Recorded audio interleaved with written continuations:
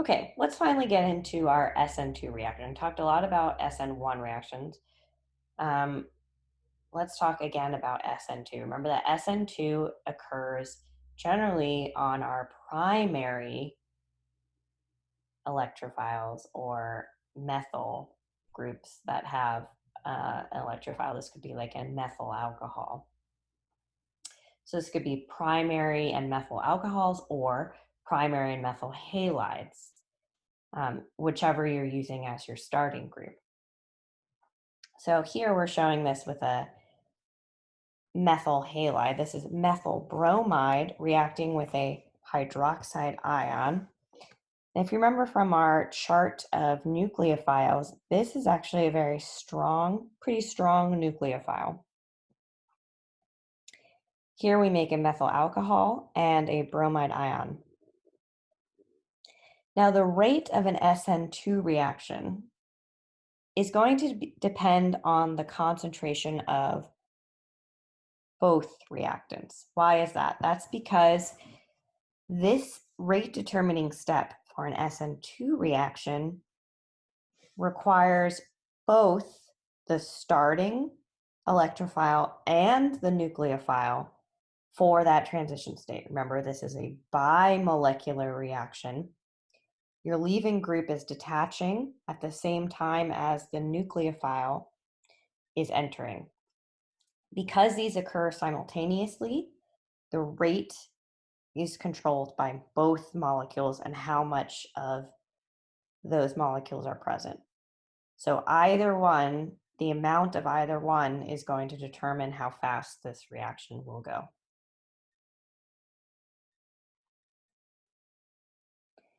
Now, if you were to look at a reaction diagram for an SN2, it's much more simple. Your main transition peak is just going to be here, where you see both, again, the slow step of the loss of your leaving group and the entrance of your nucleophile. What happens in the stereochemistry of an SN2 reaction? Now, again, because this is much more straightforward in the process of the addition of the nucleophile,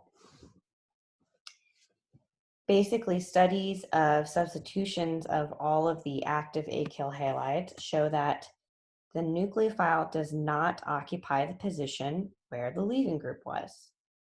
Again, in plain language, that means that the nucleophile always is going to attack from the side opposite of where the leaving group is.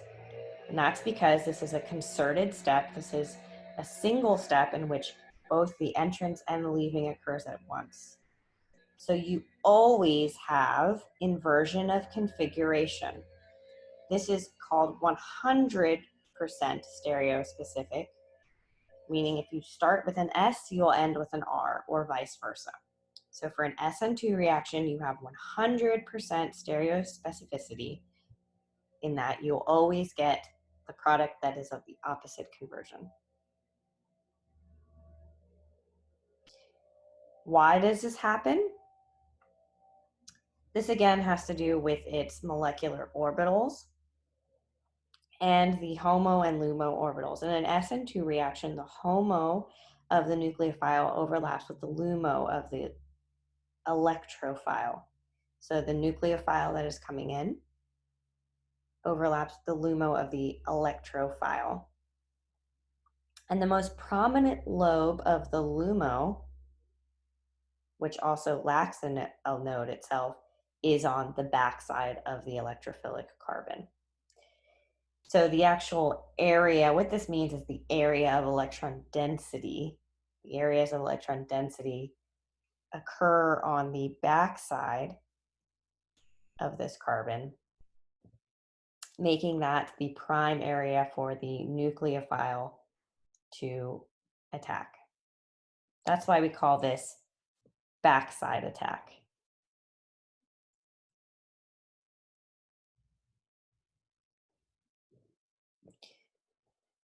Now, what about steric hindrance? This is something that can occur and affect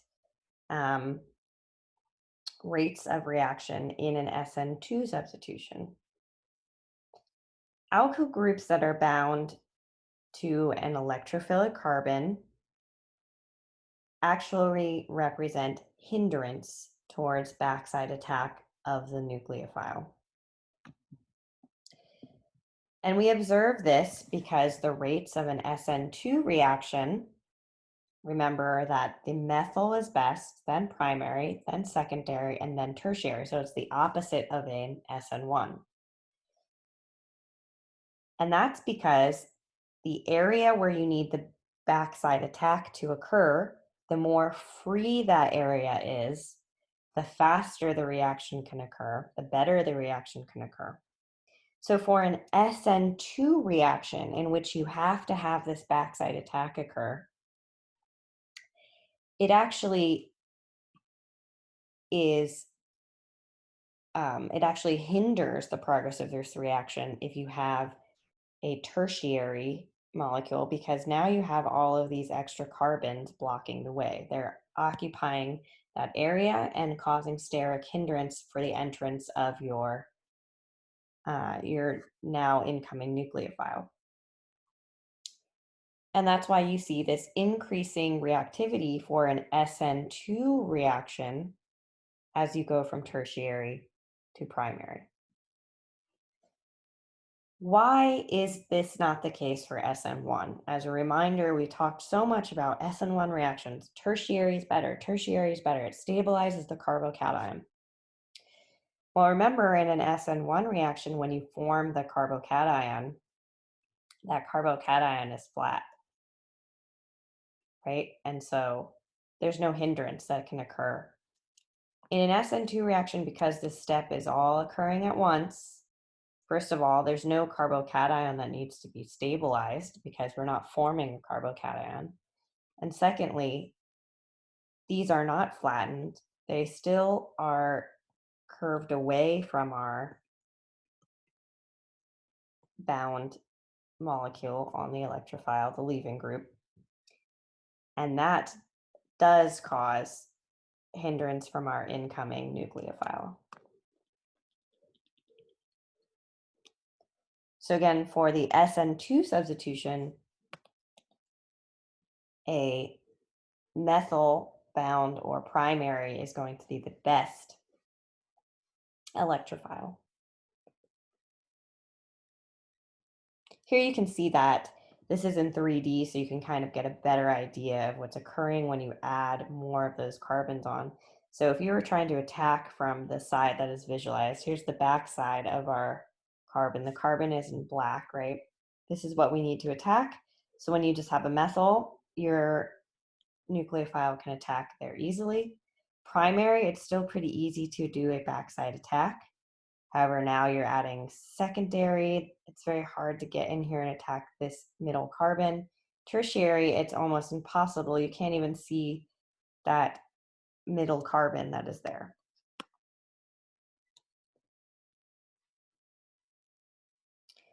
Now, adjacent alkyl groups can also cause some steric effect to occur and slow the rate of an SN2 reaction.